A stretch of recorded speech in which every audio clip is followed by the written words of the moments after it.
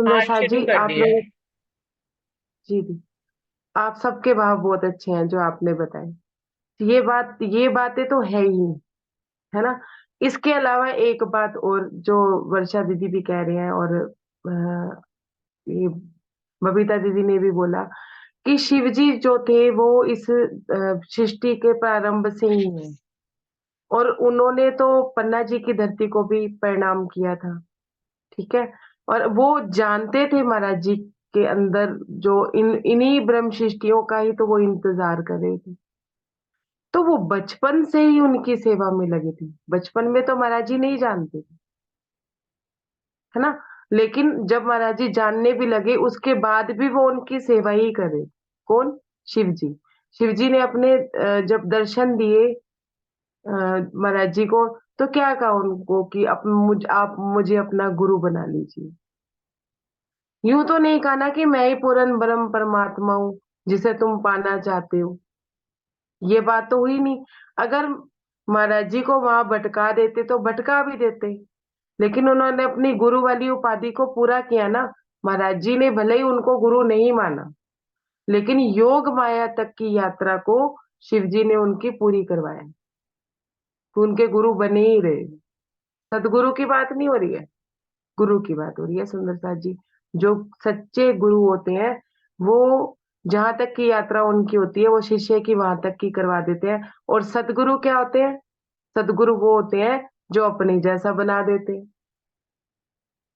अब जब शिवजी उनके हृदय में विराजमान थे तो पार्वती भी विराजमान थी, उनका पूरा परिवार विराजमान था। और इधर हनुमान जी भी उनकी जो है सेवा करने के लिए उनके हृदय में थी।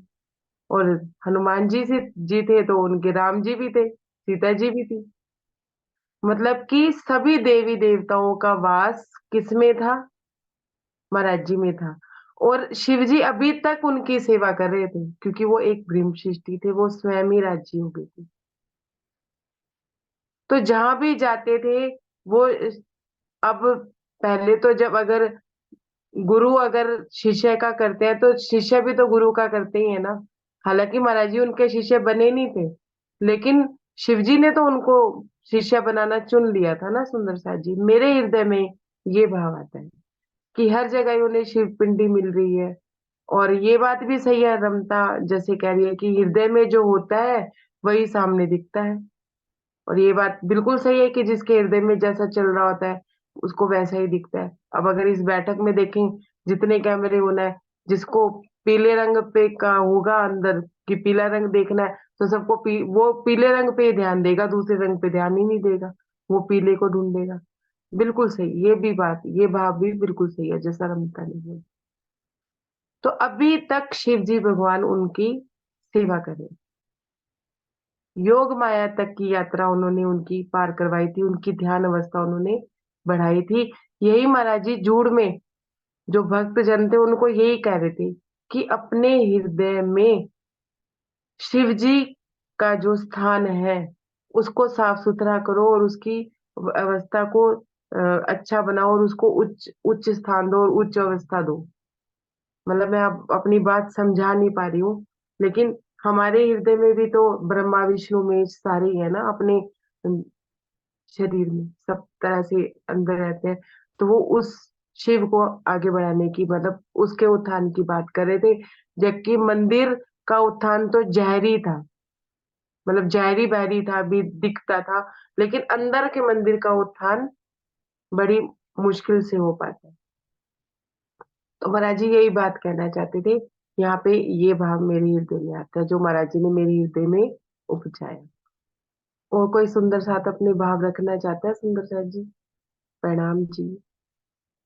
प्रणाम जी दीदी। मतलब शिव का मतलब होता है कल्याणकारी, शांत, एकांत।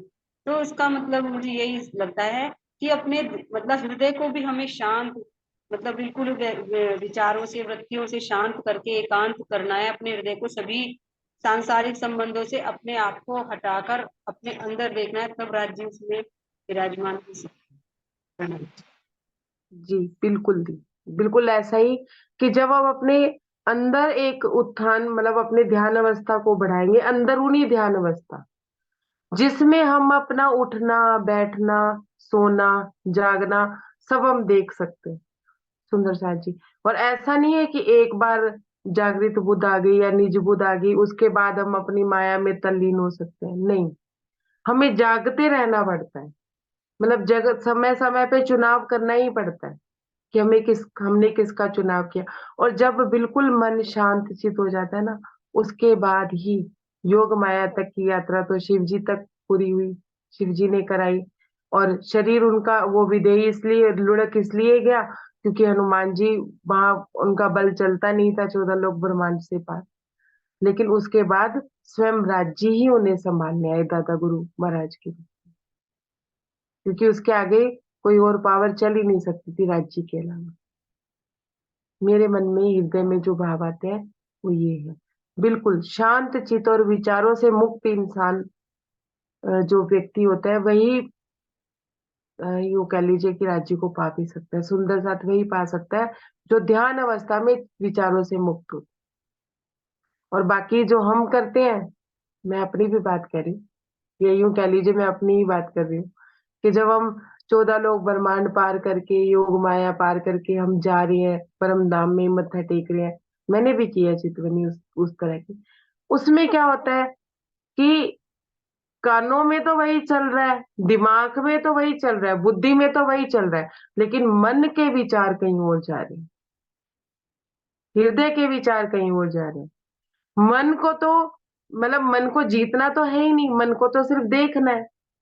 मन को तो देखा नहीं है, लेकिन हम इस तरह की चितवनी कर रहे हैं जिससे कि सिर्फ हम एक टेम्परेरी आराम अपने आप को दे रहे हैं। एक तरह से थोड़ा सा आराम मिल जाता है, थोड़ा सा मतलब और टेंशनों से मुक्ति मिल जाती है कि चलो राज्य में थोड़ी देर अपना समय भी बिताया और समय भी पास किया। इस तरह से मेरे मन में ये भाव आते हैं। वो भी गलत नहीं है, प्रारंभिक अवस्था में वो भी ठीक है अभ्यास तौर पे, लेकिन उसके आगे की भी यात्रा है। इस तरह की बात महाराज जी मुझे समझाते हैं। आगे बढ़े सुंदर साथ जी, प्रणाम जी। किसी के कोई भाव है या आगे बढ़े? जी, आगे बढ़ते हैं। कहते हैं कि वहां शिव पिंडी थी, वहां पे पंख पिंजर और पशु पक्षी की बीटें वगैरह सब पड़ी थी, और सांपों की बबिया थी। और महाराज जी कहते हैं कि वहां या तो भूत रह सकते थे या कोई संत रह सकता था, जो जिसको आसपास के माहौल का फर्क ना पड़ता हो।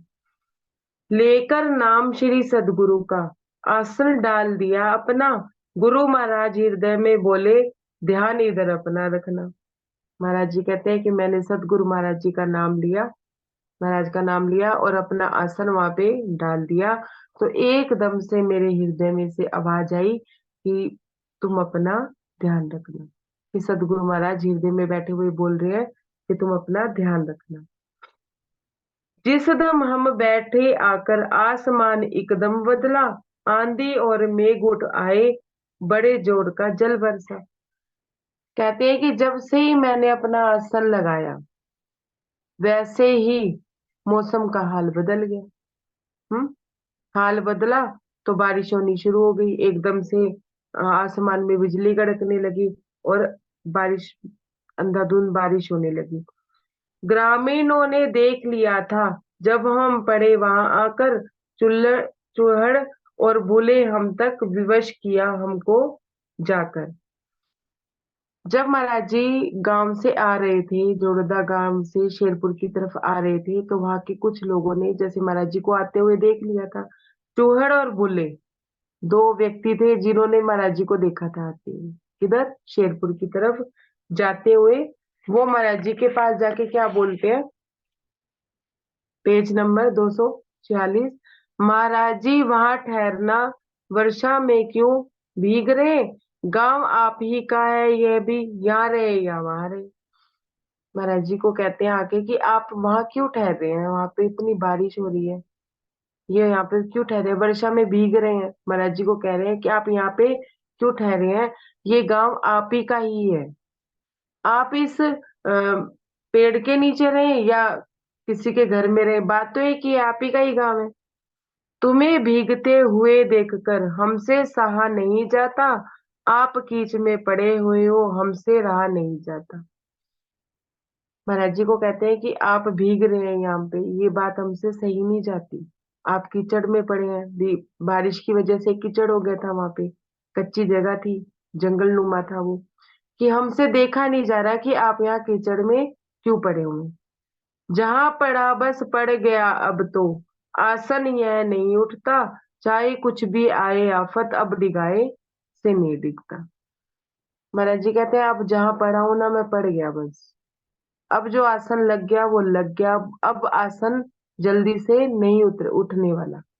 महाराज जी इस तरह की बात करते हैं। कहते हैं अब जो हो गया वो हो गया, अब कुछ नहीं हो सकता, अब चाहे कोई भी आफत आए, ये आसन यहाँ से नहीं हिलेगा। बहुत आग्रह की दोनों ने, किंतु गांव में नहीं गए, जब देखा दोनों भाइयों ने, अब बस की नहीं रहे। बहुत आग्रह किया, दोनों भाइयों ने मिलके महाराज जी को मनाने की बहुत कोशिश की, लेकिन महाराज जी अपनी बात से हटे ही नहीं। और बहुत आग्रह करने के बाद जब वो नहीं माने, कौन, महाराज जी नहीं माने, तो वो दोनों भी वापिस गांव में नहीं गए, वो महाराज जी के पास ही रही।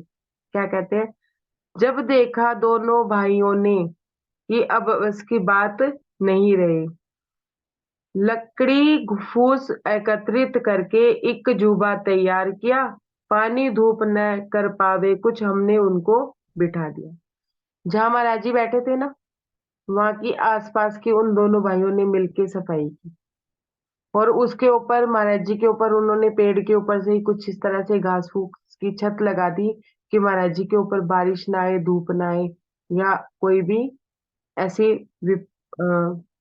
कोई प्राकृतिक विपदा ना उन्हें लगे। जैसे बारिश हो रही थी, कि बारिश ना आए, धूप भी ना आए, इस तरह की उन्होंने थोड़ी सी छील छाल के ऐसे झोपड़ी नुमा कुछ बना दिया। जगह छील कर साफ कर दी, एक दो दिन के पश्चात बना रूप एक कुटिया जैसा, आन लगे फिर बहुत से साथ। सुंदर सा जी उस समय तो उन्होंने टेम्परेरी कर दिया कि महाराज जी के ऊपर बारिश ना आए, लेकिन दो एक दिन में ही उन दोनों भाइयों ने मिलके उस जगह को साफ सुथरा भी कर दिया, और वहां पे एक झोपड़ी नुमा एक झोपड़ी बना दी, मतलब छोटी सी झोपड़ी उन्होंने बना दी, जहाँ पे महाराज जी विराजमान हुए। और वहां पे फिर बहुत सारे साथ का भी आना जाना शुरू हो, मतलब सुंदर साथ वहां आने लगे। 5-7 दिन में भी वहां एक नया ही रूप बना, मत पूछो बस शेरपुर की, आता हम तक जना जने। महाराज जी कहते ज्यादा टाइम समय नहीं हुआ मुझे वहां बैठे, 5-7 दिन, 5-7 दिन में ही एक नया सा रूप बन गया। क्या, शेरपुर में, कि हर एक जना जना आता और महाराज जी से मुलाकात करता। महाराज जी तो पहले ही विख्यात थे उस शेरपुर में, मतलब जड़ोदा पांडा में, जूड़ में, सब आते जाते थे, 5 गांव के सुंदर साथ आते जाते थे। यहाँ पे अब जिनको पता चलता गया कि महाराज जी वापिस आ गए हैं, तो सब उनसे मिलने आ जाते। अपने पास जूड़ से ज्यादा होने लगा जमाव यहाँ, प्रेमी वहां पहुंच जाते, उनको मिलता भाव जा। सुंदर सा जी महाराज जी कहते हैं कि जूड़ से ज्यादा यहाँ सुंदर साथ आने लगा। जूड़ में तो चलो महाराज जी ने खाने पीने की भी व्यवस्था करा दी थी, शिव मंदिर का भी निर्माण करवा दिया था। यहाँ तो महाराज जी ने कुछ ही नहीं किया था, सिर्फ महाराज जी के भाव को देख के ही सुंदर साथ महाराज जी से मुलाकात के लिए आता। हम्म? यह सौदा नहीं कीमत का, जिसको बेचा जाता है, यह तो सिर्फ भाव से मिलता, कीमत भाव चुकाता है। महाराज जी कहते हैं ये कोई, यहाँ कोई सौदा थोड़ी ना बिक रहा था जिसकी कोई कीमत ली जाती। वचन बेचे थोड़ी ना जा रहे कि हाँ भाई जो आएगा वो दान दक्षिणा चढ़ा के जाएगा। हम्म? यहाँ कोई बेचने का सामान नहीं था, भाव थे। भाव सुंदर साथ को मिलता था, भाव सुंदर साथ भाव लेके आता था, और उनको हम भाव से ही नवाजते थे। जैसा भाव वो लेके आता था, उसी भाव से में ही वो हमें पाता था। हम्म? ये बात महाराज जी ने पहले भी बोली, जो वो नागा बाबा गए थे ना उनके पास, तो महाराज जी ने बोला था, कोई ज्ञानी बन के कोई ज्ञान से आता तो हम ज्ञानी, कोई भक्त बन के आता है तो हम परमात्मा, जो जिस रूप में आता है उस रूप में हम मिलते हैं। सुंदर साथ जी, ऐसा ही भाव एक मूल, अपनी मूल वितक में भी आता है। जब स्वामी प्राणनाथ जी को सूरत की गादी पे बिठाया गया था, तो उस समय सबने, जैसे जैसे उनके भाव थे, जो जो इष्ट के रूप में वो उनको देखना चाहते थे, सबने उस रूप में उनके दर्शन किए। यहाँ पे भी यही भाव था। महाराज जी कहते थे कि सुंदर सा भाव लेके आता था, हम उसी भाव से, जिस भाव से वो ले आता था, उसी भाव से हम उनसे मुलाकात करते थे। ना बेचने का सौदा था, ना खरीदार कोई था, ना खरीदने और बेचने की कोई बात थी। अपने पास मुरलिया थी एक, जब कभी मौज आ दीदी, जा। हाँ जी, वर्षा दीदी कुछ कह रहे हैं। एक भाव ऐसा ही ब्रज में भी तो आया था ना, जब ब्रह्मा जी कृष्ण जी की परीक्षा लेने आए थे, तो वे उसी भाव से मिले कि भाई परीक्षा लेने आ रहे हैं, तो उन्होंने उसी भाव से उनके साथ वो किया। राजी हम्म। हमेशा उससे वैसे ही मिलते हैं जिनसे आता है ना कि जाकी रही भावना जैसी, प्रभु मूरत तुम देखी तैसी। चाहे वो किसी भी तन में लीला कर रहे हो, राज्य से जो जिस भाव से मिलने जाता है, राज्य उसी भाव से उसी रूप में उसे दर्शन देते हैं। प्रणाम जी। हाँ जी, बस बिल्कुल यही भाव था महाराज जी का भी, यहाँ पे यही भाव था कि सुंदर सा जिस भाव से आता था, उसी भाव से महाराज जी उनसे मिलते थे। क्या कहते हैं, अपने पास मुरलिया थी एक, जब भी कभी मौज आती, तो उसकी ताने मनमोहक अर्धरात अर्धनिशा फूकी जाती। महाराज जी कहते हैं कि अपने पास एक मुरलिया थी। हम्म। शेरपुर में ही ब्रजरास बना था सुंदर साथ जी, क्योंकि महाराज जी ने पहले ही वर्णन किया है ना कि जैसे हंस अब मोती चुगता है, ऐसे हमने भी अपनी रूहें चुगी थी। कहाँ से, पाकिस्तान जब बना था। ये तो अभी पाकिस्तान बना नहीं है, मतलब पाकिस्तान और हिंदुस्तान का विभाजन हुआ नहीं है, उससे ही पहले महाराज जी शेरपुर में आके बैठे हैं। तो बना तो वो ब्रज था ना, कि महाराज जी ने जैसे ही तान लगाई, वैसे ही उन्होंने अपनी रूहों को चुना। कहते हैं कि मेरे पास एक मुरलिया थी, जब मैं मौज में आ जाता, तो मैं उस मुरलिया को बजाता, तो उसकी तान इतनी मनमोहक थी कि अर्धरात्रि में उसकी आवाज 5 गांव में गूंजा करती थी। अर्धरात्रि में फूकी जाती। महाराज जी कहते हैं जब मैं रात को मौज में आता, तो अर्धरात्रि में मैं मुरलिया बजाया करता था। 5 गांव सुना करते थे अपनी इस मुरली की टेर, प्रेम हमारे से था जिनको, वहां उन्हीं ले आती घेर। राजी कहते हैं कि 5 गांव में उसकी आवाज जाया करती थी, और जिनको हमसे प्रेम भाव था ना, वो अर्धरात्रि में भी महाराज जी के पास पहुंच जाया करते थे। सुंदर साथ जी, अभी हम शेरपुर गए हैं ना, देखो अभी भी, आज के समय में भी शेरपुर के आसपास जंगल ही जंगल है, कोई आबादी नहीं बसी हुई 3 किलोमीटर तक।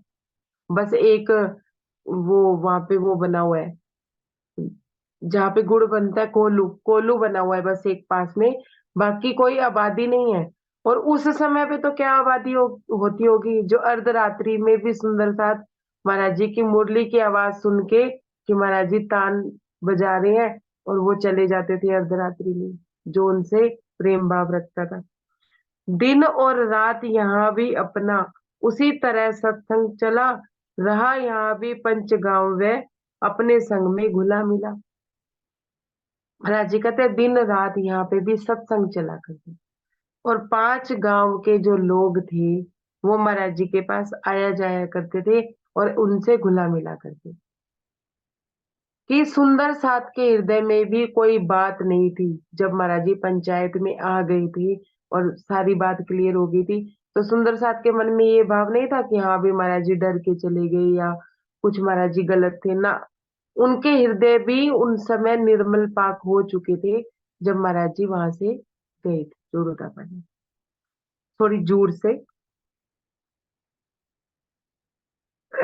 राजपूत राजपूत सज्जन भी अपने साथ बहुत श्रद्धा लाए, संख्या बढ़ती गई सबों में, अपने पास सभी आए।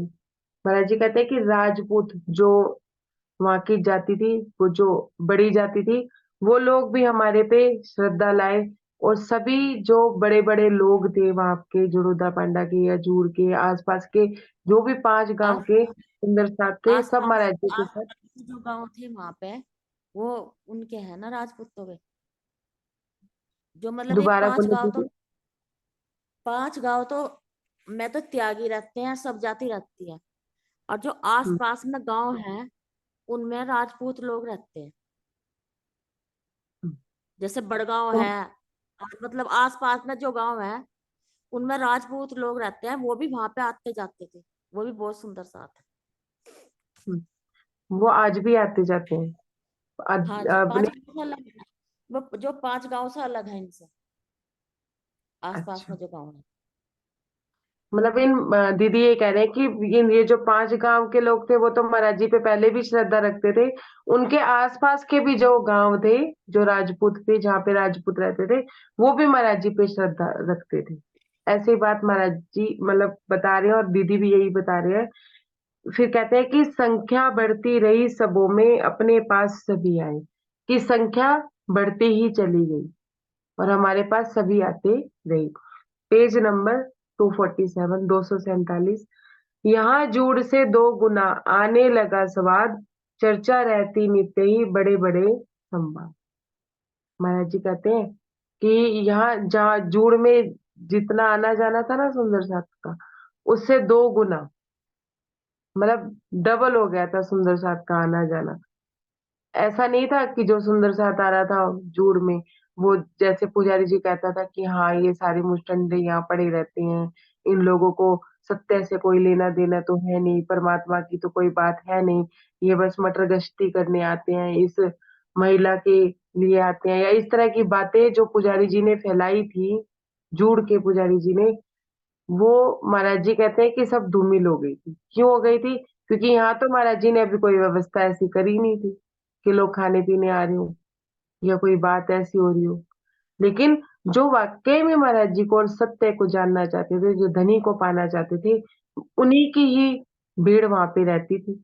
और महाराज जी कहते हैं कि चर्चाएं भी नहीं तो होती थी। महाराज जी तो सोते ही नहीं थे, जिसको जैसे टाइम मिलता महाराज जी के पास आ जाते थे। नित्य चर्चाएं होती थी और बड़े बड़े संवाद होते थे, बड़ी बड़ी गहरी बातें होती थी। सुंदर सा जी आगे महाराज जी बता रहे हैं, गांव जड़ौदा में के पटवारी भी अपने डिंग आते थे, बातें बहुत किया करते थे, चमत्कार भी चाहते थे।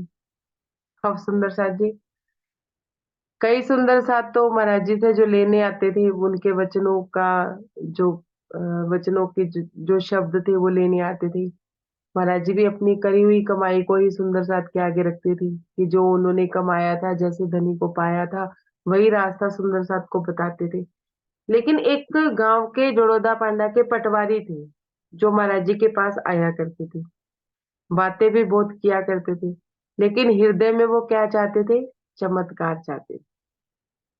पीछे नंदराम भी चाहता था चमत्कार, अब ये भी चमत्कार चाहते थे कि सुंदर साथ में सारे ही सुंदर साथ नहीं होते सुंदर साथ जी। कुछ लोग चमत्कार की इच्छा रखते हैं, कुछ लोग अपनी भौतिक इच्छाओं को पूरा करने के लिए आते हैं। हर तरह के ही सुंदर साथ होते हैं। उसमें भी एक ये सुंदर साथ ऐसे थे जो महाराज जी से चमत्कार की चाहत रखते थे। अक्सर बड़े बड़े संवादों और विवादों में हमको कई कई दिन लग जाते समझाने में भक्तों को। महाराज जी कहते हैं कि अक्सर जब बड़ी बड़ी बातें होती थी, बड़े बड़े संवाद होते थे, फिर विवाद होते थे। विवाद ऐसे कह सकते हैं, संवाद ज्यादा कह सकते हैं, विवाद तो क्या होते होंगे कि सुंदर साथ अपनी अपनी बात रखता है। जैसे अपनों ने अपनी बैठक में आज बात रखी, किसी ने कोई रखी, कभी किसी ने कोई रखी। तो इस तरह से महाराज जी कहते हैं कि अक्सर बड़े बड़े संवाद भी होते थे, विवाद भी, विवादों में भी हमें कई कई दिन लग जाते थे एक एक बात को सुंदर साथ को समझाने में। सुंदर साथ इतनी जल्दी समझ पाता नहीं था, लेकिन मुझे कई कई दिन लग जाते थे। पटवारी भी सुनता रहता और देखता रहता सब, किंतु चाहती चमत्कार की बातूनी से क्या मतलब। अब जो पटवारी था वो कभी कुछ पूछता तो था ही नहीं, थोड़े अपने अहंकार में भी रहता था क्योंकि पद प्रतिष्ठा पे था, पटवारी था, और देखता रहता था वो महाराज जी की, महाराज जी के ज्ञान की परीक्षा ही लेता रहता था। हम्म।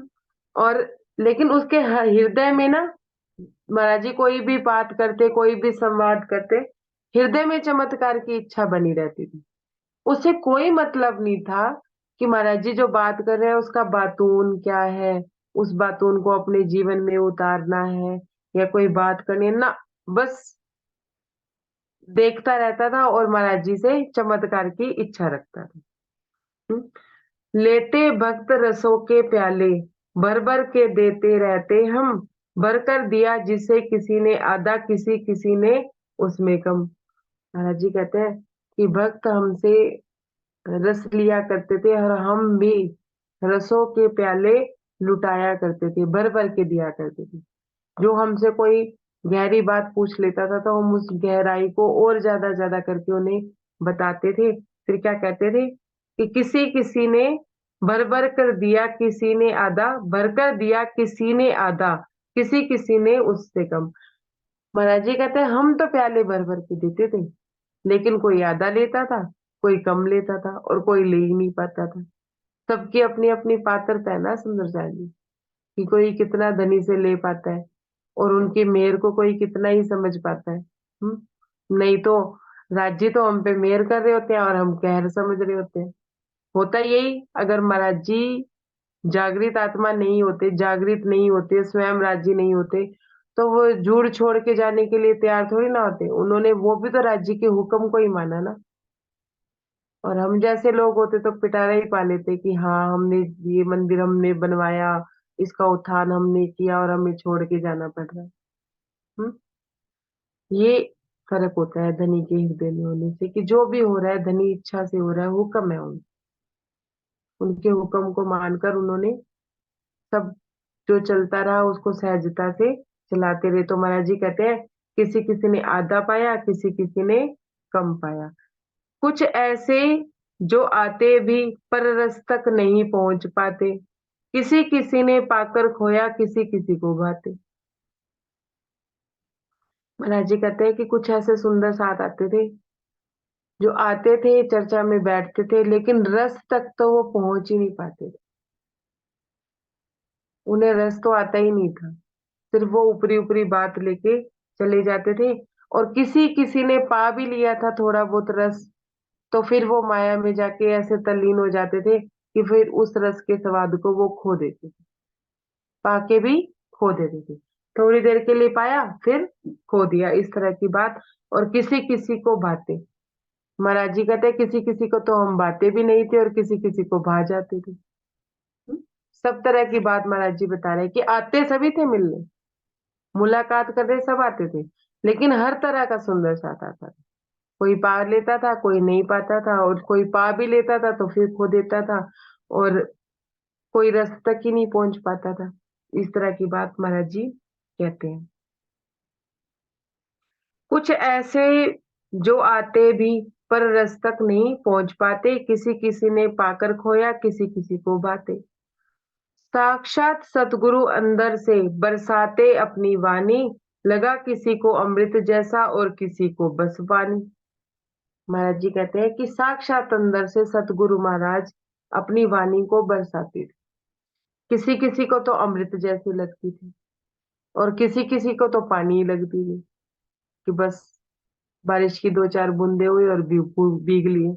और किसी के लिए अमृत थी कि एक बूंद भी वो मिल जाती थी तो वो स्वाति नक्षत्र की तरह ऐसे उसको अपना जीवन ही समझ लेते थे, अमृत के समान उसको समझ लेते थे। इस तरह की बात महाराज जी कहते हैं।